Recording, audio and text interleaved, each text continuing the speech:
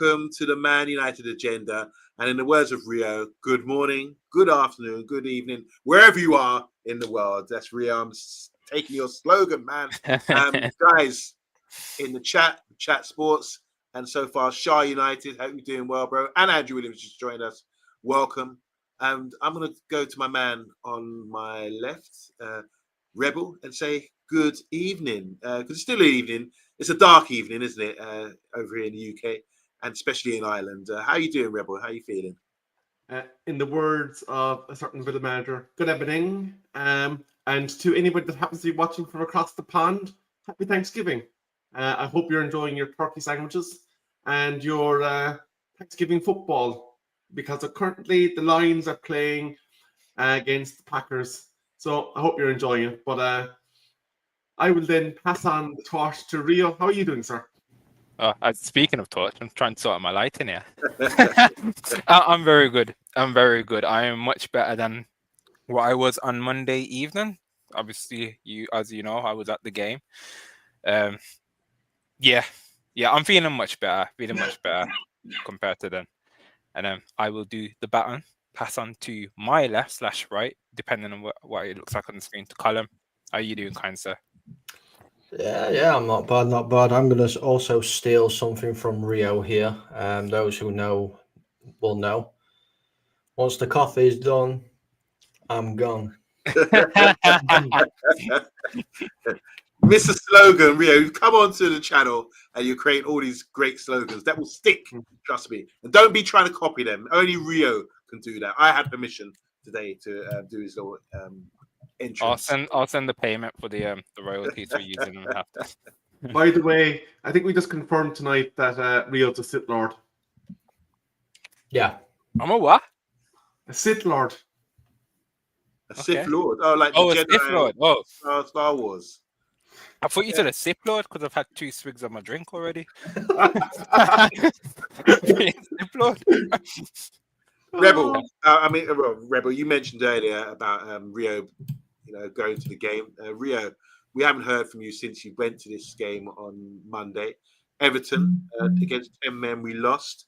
And it's always great to get a better perspective from you, because you actually went to the game and you've seen things that we don't see on the TV and things. So just give us a quick summary about the whole experience and what you witnessed on the pitch and why it all went wrong, please.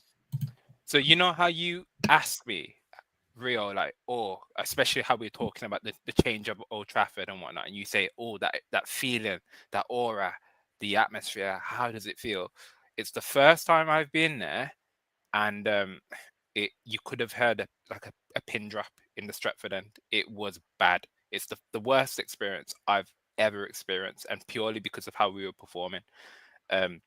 You always get that person in the crowd trying to get the chants going, and it just wasn't happening. The chants were happening, but not in the way that it was free flowing. And that's purely because, ultimately it's very cliche, but they say the fans will react to the performances on the pitch. So when the players are performing, we will get going, and it shouldn't be the other way around. And it felt like it was the other way around. It felt like we were trying to, pull the cord to try and get the players to go, and it wasn't the greatest. But to be honest, I could say I saw this, I saw that. I think pretty much you guys would have seen exactly the same as me, to be fair, in terms of just a poor performance all around. Certain individuals not playing the best, but I think it came away from it being a point of, let's not blame individuals. Everyone was just below par. Right. And a long journey, miserable journey home. Wow. You know what it was? It was a combo of 2 weeks international break, wait all weekend, travel 2.5 hours from Birmingham to Manchester to watch that shit. It was a calamity of errors, and I didn't get home till 2 a.m. So wow. A long weekend, but it is what we do. We're Man United fans, and we will also be supporting them this Sunday, I'm sure of it. Yeah. Can I ask back the question just briefly? Why did he centre-back Virgil van Dijk think he was Maradona last night? Just curious. He's trying to play for NBA, wasn't he? Volleyball.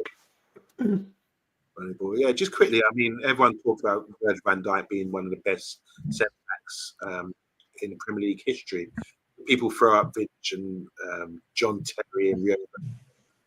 But lately, he's been looking a bit vulnerable, hasn't he? And I think your legacy and everything. So if he continues like that, his stock is really going to drop. But I will say this: he has been immense for a long period of time. So I'll give him that. But yeah, Liverpool, as Rebel was saying last night, going in on them, they aren't doing too well, and it's not a good time for them right now with so many losses. But anyway, we're not here to talk about them. We're here to talk about Man United Football Club and versus Crystal Palace. And this is my background today. Got Mark Hughes equalising against Palace back in 1990 when Ian Wright came on and chopped Pallister in half. But yeah, we've got a bit of history against Palace. They're a fantastic team in the recent years. Great managers come in from Frankfurt, really sort of turn them around. They've lost players like Saha. They've lost Eze recently as well. But they keep coming back. And they play a similar formation to us with wing backs. And they're very direct, very physical, very strong. Mateta gave us a headache last year, I think it was, when he really sort of battered us. So it's not an easy prospect going to Selhurst Park on this Sunday against Crystal Palace. And we are here to discuss all things Palace Manchester United Football Club this Sunday, live here on the Man United Agenda. Are we doing a watch long? Yes, we will be, no doubt about it. All right, let's get into it, guys. Let's make this short and snappy. Score predictions. But first, before we go into that, let's talk about Palace for a bit.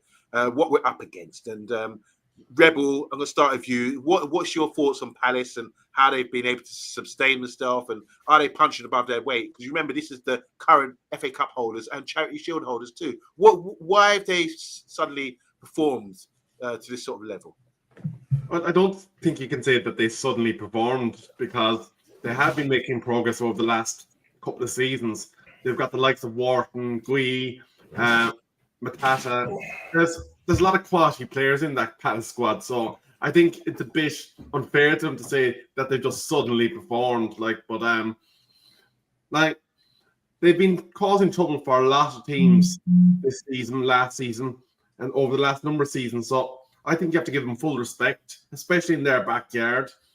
I know now their last game was against Wolves, who everyone is beating, but when you look at the likes of Sarr, Wharton, Mitchell, Munoz, and even Cullum's former buddy, Henderson, in goal, they've got a solid team, to be fair to them.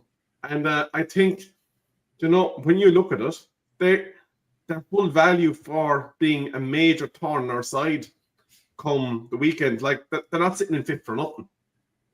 They're on 20 points. They're only, 3 behind Arsenal. Sorry, 9 behind Arsenal, 3 behind Chelsea, which is in second place. You got to respect them. You got to take them seriously. And given the way that we played on Monday night, if that turns up to London, God help us. Yeah, big up to Andrew Williams. He's saying Palace are a cracking team. I mean, Colin, can you add to what Rebels already saying about them? And more importantly, what's the catalyst? I know I said they suddenly become good, but they've won the first trophy in years. But what do you think the catalyst is for them getting over the line and being so good? Because they've let players go. Is there a recruitment? Is it a manager? Is it a style of play? What do you think is going on with Palace? I think it's. I think they found the system and the formation that suits every single one of their players. I know they play 3-4-3, but every single one of them seem to know exactly what they're doing and what their job is all the time. They are 1-0 up at the moment as well, because they're playing in the Conference League. But yeah, I think that's one of the main things. But I think recruitment, we have mocked players in the past, like Eddie Nketiah, for instance, who couldn't hit a barn door with a machine gun or a cow's arse with a banjo. But he's turned into a different player. Dean Henderson, he was ridiculed at United not being good enough. Look at the keeper he's turned out to be now.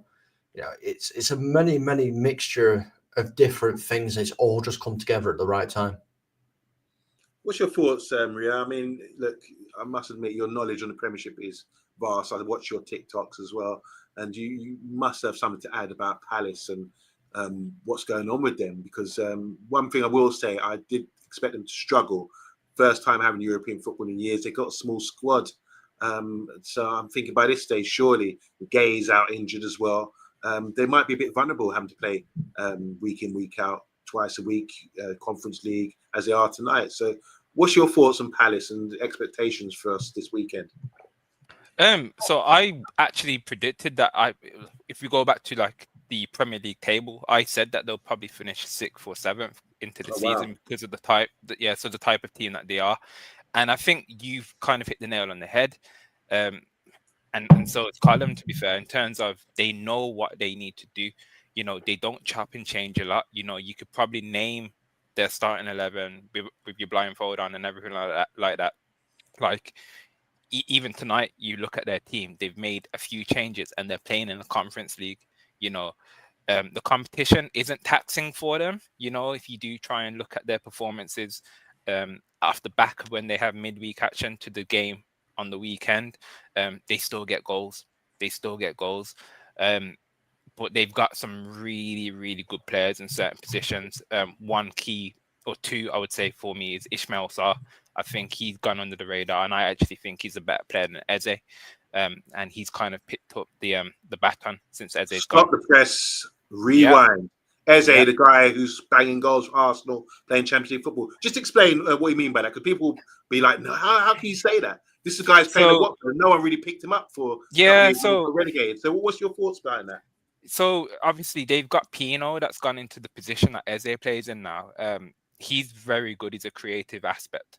And so is Eze. But Ismail Sarr, he was kind of like the big part role behind Eze last season. But I think he did a lot of the work.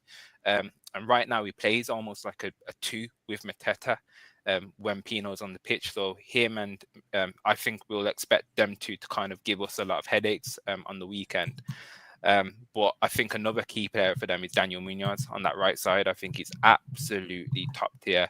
You know, if there was a Timber in the league and potentially a Reece James, if he stayed fit, I'd arguably say Munoz is the best right back in the league right now. So it's going to be a tough game. But obviously we need to take advantage of the fact that they are currently playing right now as we speak. So I'm looking forward to it. I really am.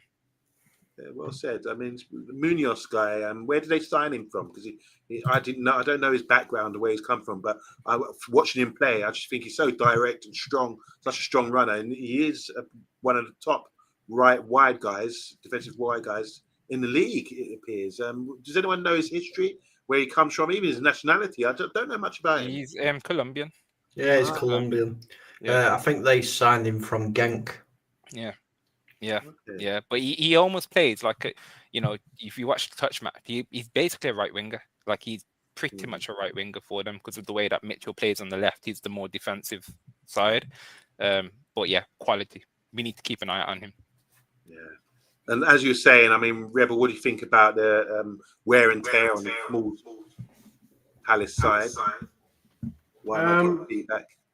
I think they'll be fine. Like they're getting until midday on Sunday to recover, and I think when you're in with amongst your own fans, it's going to be obviously easier to recover because you're going to have the roar of the crowd backing them up, and it's going to be like playing against the 12th man in a way. So I don't think their small squad is going to do them any harm, and they're going to be looking at us saying, well, their attack is injury hit potentially.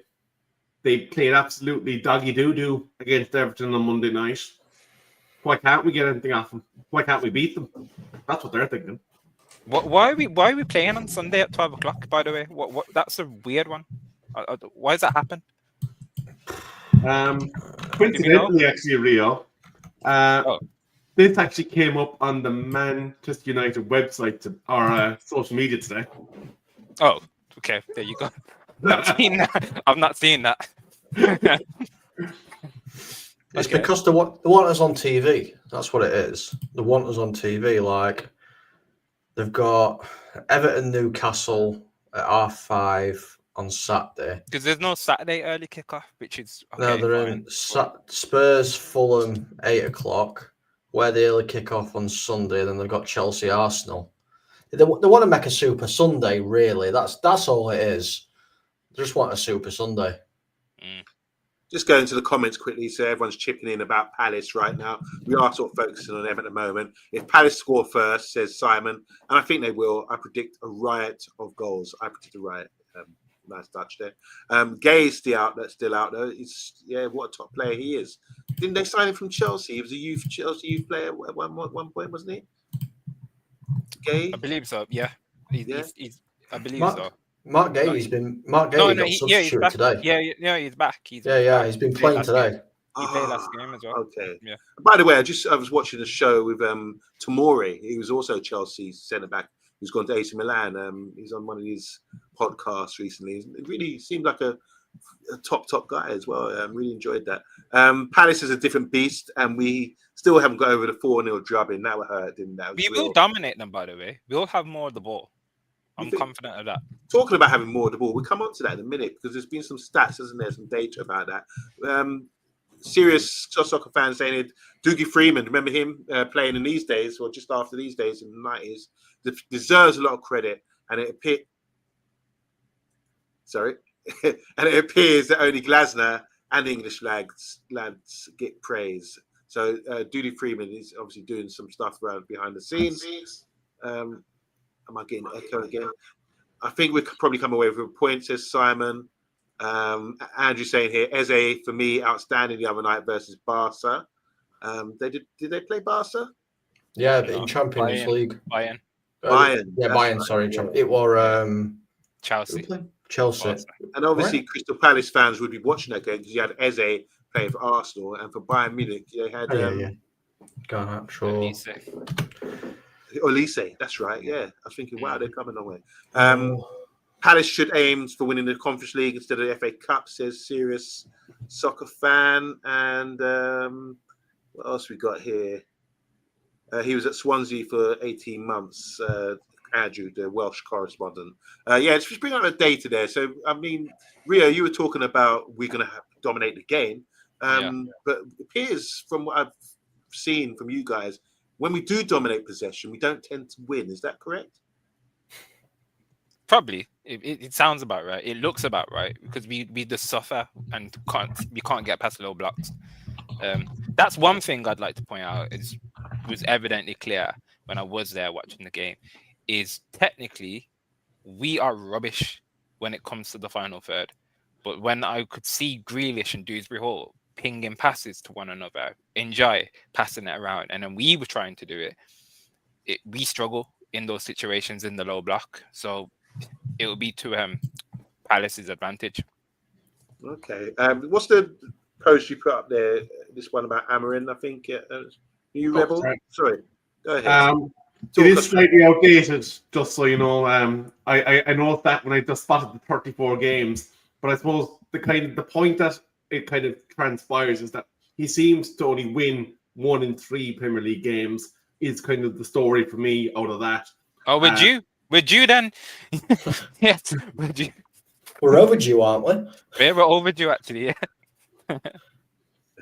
Well, that loss and draw rate is fairly damning, though, to be honest with you.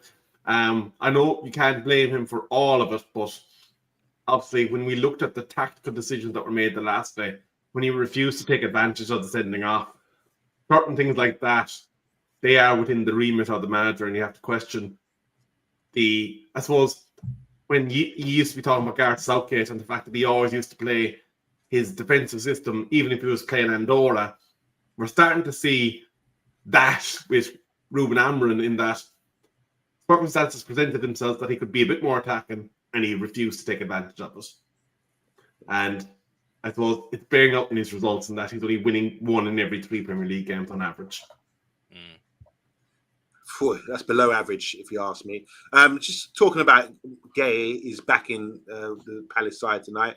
He was out injured. Apart from that, I think they're looking good. What about us? What's the situation with Man United going into the game? I know it's only Thursday night, but how do we stand regarding injuries and the current state of our squad? Column, just want to talk us through this? Yeah, so I've been digging around trying to find stuff. Harry Maguire, even not Mark, because you're more about Mark A. He is down as a major doubt. He has started light training again. They do say it's a possible. It could feature, whether it's off the bench for a couple of minutes just to get a bit of game time in his legs, but it's not 100%.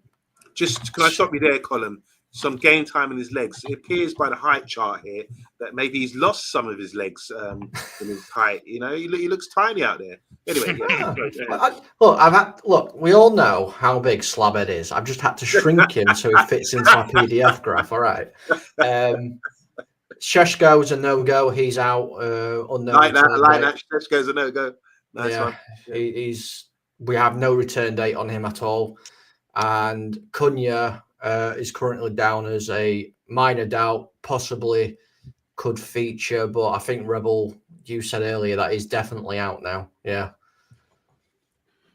So, Rebel? Yeah, essentially, he suffered a serious head blow in training, missed the Everton game because of it, and was rested as a precaution measure. He's basically in concussion protocol, so he has a chance of facing Palace, but it seems like it's highly unlikely that he hasn't seemed to have cleared concussion protocol. I think he'll play after reading the back of that second line, to be honest with you. I think he'll play. I think we need him to play. Yeah, stuff the concussion protocol. Like, we need him. So just clarify that this concussion, if you get concussion, usually you're out for a week. You're not allowed to play for a week. Is that correct? Something like that normally, yeah. It depends how bad the concussion is. Right. And you have to clear tests then that they do in order to be allowed to return to play. Yeah. I think we'll find out. We'll probably find out tomorrow in Amarin's press conference whether or not he'll play. Yeah. So this was a training injury that he suffered a concussion, right? Yeah. Okay. And then what happened prior to this when he had missed doing the Christmas lights or something like that? That was it. That was okay. That was the injury. Okay. Yeah. Just quickly, is there any sort of question mark about Cunha with his injuries, or because remember he had I think his hammy went, or he had a muscle strain or something. He hasn't been a regular this season, has he? Well, I suppose in fairness, if you get a knock in the noggin from a Xerxes or some big ginormous hoop of a young fella, and it rings your bell, I'd imagine you're going to end up sitting out too. Like, yeah. All right, guys. With what we know, obviously we're looking at Harry Maguire definitely out. Let's try and sort of devise a team with what we know on a Thursday night of how we're going to set up. Any ideas about what the formation will be? Rebel, you've got your team, haven't you? Yeah, I'm going to talk you through this now. I'll just bring it up on stage. Rebels team. The goalkeeper is obviously going to speak for itself because we're not playing the other Aegis. He's brutal. So Lamans starts for me. Then my back three, Lenny Yoro, has to be. The next one is also going to be self-explanatory in that it's Delict. It has to be. Delightful. But I'm rolling dice. I want Luke Shaw out of that lineup. And I'm getting the Butcher back in the lineup. The Butcher! He's back. Then our wing backs. Dallo has. I said Dorgu, but he put in Dallo. So no, you said Dallo. I will leak the messages, boy. Ahmad is then being pushed back into wing back on the other side. Big Cass in central midfield again. 50 minutes. And then I'm pushing somebody else further forward. So by necessity, Ugarte has to start due to lack of options. Then Bruno goes back into the 10 with Mason of the Mounts, because obviously we know Cunha and Sesko are doubts. Mount Rushmore. And then up top, then obviously it's going to be Mbeumo. Wow. This has really mixed things up. Obviously, you have to compensate for the injuries as well to Xisco. But you've changed it up, Rebel. So this is the side you think would be the best fit going into this game, having Mbeumo as a striker and Bruno pushing up to a number 10, and you're bringing back Ugarte, the guy the manager says has not been performing well in training. So you got just a lot of justification there, which you didn't really mention in your little slideshow there. But anyone want to sort of chip in to say Rebel's wrong or Rebel needs his head being looked at? Not as such. There's a few changes I'll make. And yeah, sorry, Rebel, you did say Dorgu. It's because I read this guy's comment here, Mr. Says Football, that says he'd put Dallo just as you put yours in. Oh. So, yeah, which whatever, it's fine. I'd play Mainu over Ugarte. Right. I think that'd be one of the changes I'd make. What about the Martinez? How do you feel about Rebel? Well, so soon? I mean, my comments on a show not so long ago shows where I stand with Martinez, to be fair. I'd give him a go, but if he gets injured again, that's him out for another 2 years. So I don't see a point in risking him at the minute. And the biggest one for me is like putting Bruno from a number 6 where he's supposed to be playing. He hasn't played anywhere else there to number 10. I mean, Rebel's sort of been pretty bold there, isn't he? No, Bruno as a 10 is better than Bruno as a 6. At least Bruno at 10 can actually, do what he's supposed to do. I do not want to see, I keep saying it, and I'm sure other people have said it many, many times. I do not want to see Bruno as a number 6 ever again. Yeah, I agree with that. Seeing it in person again, it reminded me of the frustrations that is Bruno when he plays in a deeper role. Like, it's not good.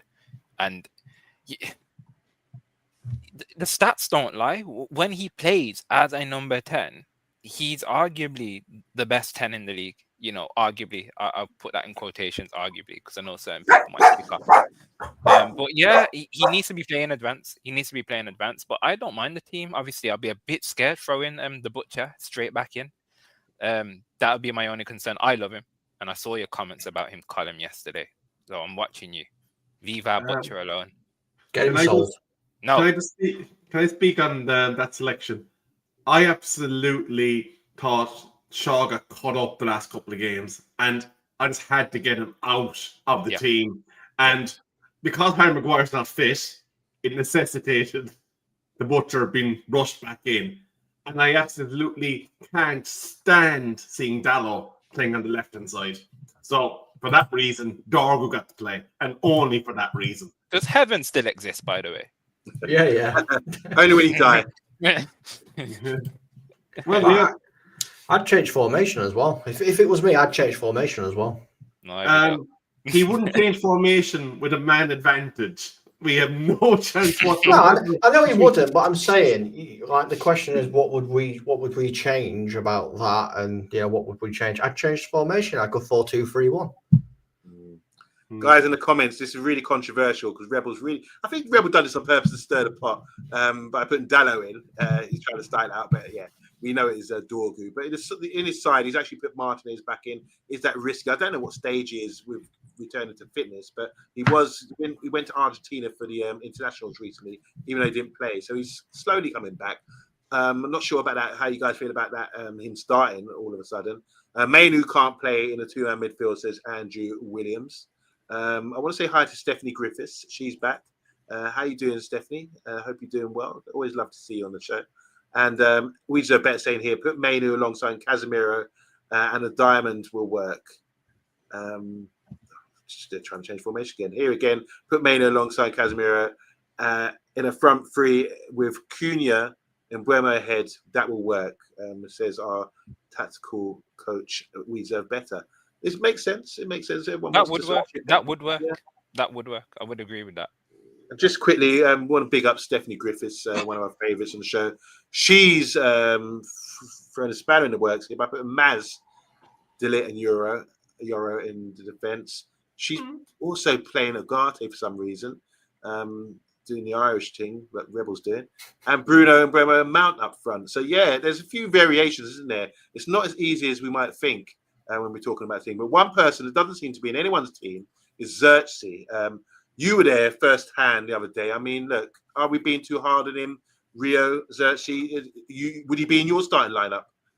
You watched him live the other day, didn't you? It's so tough. Like, he's not played enough, but there were certain kind of fundamental things you want from a striker. Like, the movement was poor. Like, his lack of movement was shocking.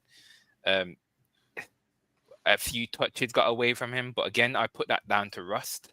So I weren't harsh on him. There has been a lot of comments made about the situation, and obviously we've been watching opposing players come to us and play, and we've been putting them on trial, saying they've got an audition, Baleva, blah blah blah, Anderson, Wharton this weekend.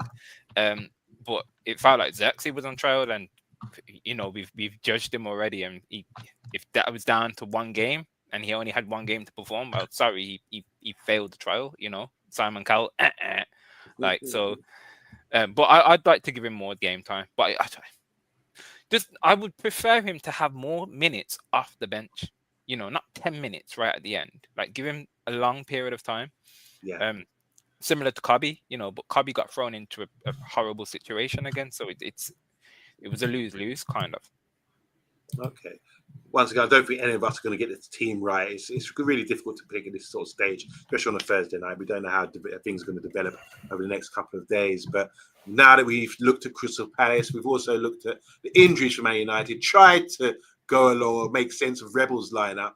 Let's look at a prediction for this game. Obviously, we're playing away from home. Palace are playing tonight. Maybe they'll be fatigued. So many sort of variables to talk about with this game. We owe them. We definitely owe them after what they've done to us over the last couple of seasons. We can talk about predictions. So let's put the prediction table up. What's going on here, Rebel, with the prediction table? How does this work for us? So this is a new departure designed by Rio, and he wants a league table to be formatted. And essentially, the panelists will pick their scores each week, and they will be accumulated. 1 for getting the win, the draw, or the loss right, or 3 if you get a bang on the nose with your score as well. And obviously, you get nil points if you get it wrong. There's also going to be 1 viewer score selected on behalf of all the viewers, and that will be used in the viewers table. But at the end of the season, the person with the lowest accumulated points will have a forfeit. Rebel loves a forfeit. Yeah. Oh, yeah. Rebel, can I start? Have you ever done a forfeit? Well, just see, when you're in the position where you're the one running the show, you get to get away with it. And so this it chickens out all the time, Yabba. Let's be real. I think you've done a forfeit. Rio's done a forfeit. I've done a forfeit. Because if you remember, I dyed my hair blonde because I said if Anthony scores a goal in a certain game or something, then I'll put my hair blonde. And he did. So I did it. Boy. Rebel, we are gunning for you. So all this talk about forfeits, it's coming for you. One's going to come for you. So guys, please have a look at these predictions. Put your predictions in the comments as well. There's going to be, like I said, 3 points if you get it right. And we're going to ask one of you guys as well to... So last week, so obviously we all predicted last week, and quite easy, we all got it wrong. I think we all went for a win for Man United, so that's 0 for everyone. And we deserve better was last week's prediction for the viewers, and that I think we deserve better. Went 3-1 or 2-1. Ultimately, 3-2. Everyone got it wrong. 3-2. So everyone got it wrong. So everyone's on 0 points. So obviously this week, if we select, so I think you've gone with Damien Walsh. It's been starred for the for the comment. So Damien, you have gone ahead, kind sir, and picked 2-1 Palace. So that would be the representation for the chat this week. So that would be the scoreline. Okay, and Colin, you've agreed with 2-1 to Palace as well. Didn't we have a boo emoji when people picked against us? It's not there at the moment, but yeah, Colin, why are you saying we're going to lose? I mean, you and Damien on the same page. But it's not a good page for us. We lose against Palace away from home. What's going on? I will tell you exactly why, Yabba, because we are shite. That is why.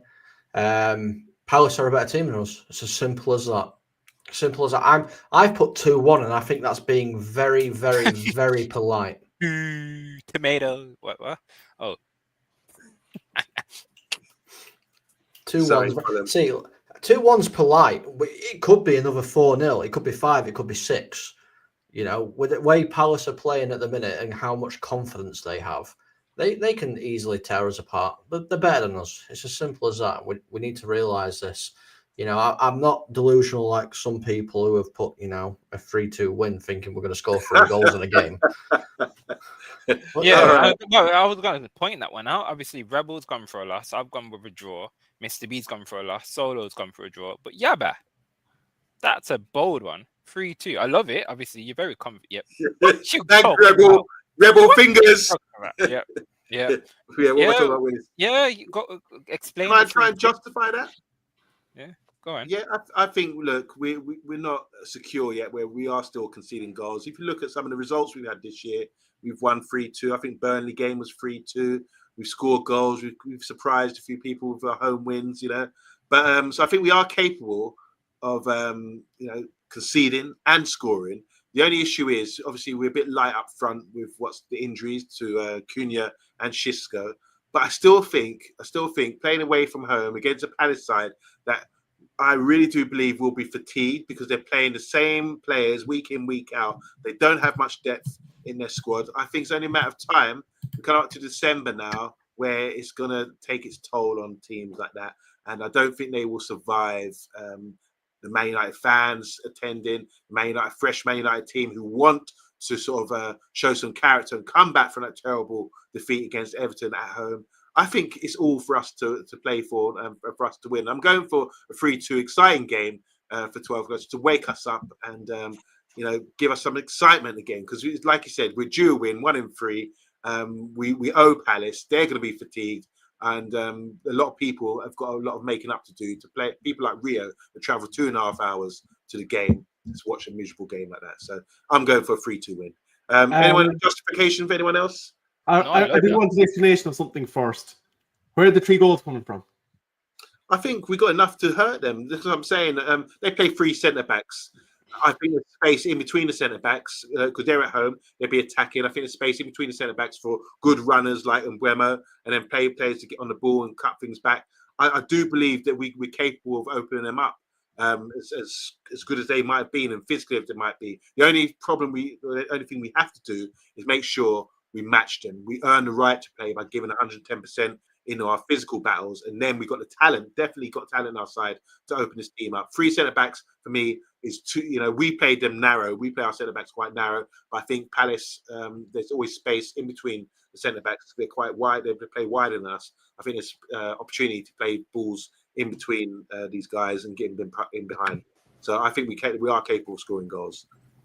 Are you still confident, Yawa? If I turn around and say to you, Palace this season at home have not been beaten in the Premier League. They've lost once at home. Where were you when I was trying to make my prediction, man? You're I need to get you on a hotline with data like that. Yeah, look, that's a good record. Obviously, they're on our part now. But like I said, the main thing for me is I looked at some data recently, and it says in the Premier League, expect a lot of injuries by December. The game is like increased in regards to pressing. The injuries that happened to us, though. Yeah, it happened to us as well. But we're not playing twice a week. So we got in regards to the pressing data that they have to do these days, get the ball back, pressing from goal kicks, and all this kind of thing. It's really causing a strain on players, and you're seeing now teams that are playing twice a week, like Palace, like all the players in Europe, teams in Europe. You're going to see in December major injuries, an abundance of injuries. This seems to happen all the time. So that's why I just feel that the strain is going to be too much and they're not going to be up for it. They'll be running out, warming up on the Sunday, still aching from what's happening tonight. Their exploits tonight. So I believe that's going to be a major factor for us. I think they've had a look at this game tonight. I mean, they are losing 2-1 at the moment. But they have taken off Hughes, Mateta. That was by injury, though. Injury, that was Hughes. There's an injury. There you go. Mateta's been taken off. Mateta's been taken off. Lerma's been taken off. Gehi's been taken off. So there's 3 key players there that they've already said, right, come and have a rest. They've only just brought Wharton on as well, so he's getting a bit of game time in his legs. They're not going to be tired. The rotation in that squad is ridiculous during games. Honestly, they will be fit and ready to go. Okay. Rebel, just justify your 2-0 win. Was it a 2-0? Loss. 2-0 loss, yeah. My logic to this is, you can boo all you want, Yabba. You still owe us an 8-line poem on why Harry Maguire shouldn't be captain, but we'll wait for that. But I don't see where the goals are going to come from. I'm going to be quite honest with you. I also looked at the data that Palace have not taken an L in their ground, so you have to factor that in. The depletions and the injury count, and the fact that it looks like, despite having a better goalkeeper now, that's a lot safer in terms of the way that he plays, we see determined to cause issues at the back that expose the goalkeeper and force him into making saves. So for me, Yabba, there is no reality, having looked at that farce on Monday night, where Manchester United go down to London and come out with anything, not even a point. And if they get one, the type of team that they are, with the type of striker that they have, and the quality of midfield that they have, I think I'm too conservative in my view. Okay. Last 5 games against Palace, you can see there, 1-2-1, lost 1-0, lost 4-0, remember that. 0-0 and a 2-0 loss again. Not looking good, bruv, as Castilla would say. Yeah, well, that's that. Thanks for the guys in the comments as well for putting your score lines in. I did see a couple. I'm just going to get them up again quickly. Can I just mention this go ahead. quickly? Because we still are on the road to 4K subscribers. We're still looking to give one of you lucky viewers a jersey. And it's free to do, but the likes and the subscribes mean the world to the channel. It really helps the channel grow. So if you would be so kind as to hit that like button for us on the YouTube channel, we would appreciate it. And of course, we would be more than happy to give away one of these United jerseys, like we did with the signed Robbo jersey earlier in the year. So please do hit like, share, and subscribe. Nice one. So Damien Walsh did go with 2-1. That's the guys in the comments. That's your pick. Andrew Williams agrees with him. We got a 1-0 United from Stephanie. Thank you, Stephanie. We like that. Don't see any losses here. We deserve better. It's going 2-2, a draw, just like Rio stated as well. Desmond. Archbishop. Desmond 2-2. Great scoreline. What was that show we used to do? Was it Play Your Cards Right Now? What's that show where they say a number and it would be? Oh, it was Bruce. Bullseye. Yeah. Yeah. What's his name? Jim. What's the guy from Bullseye? His name Jim.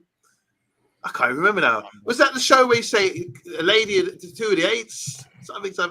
No. That was the one with the cards.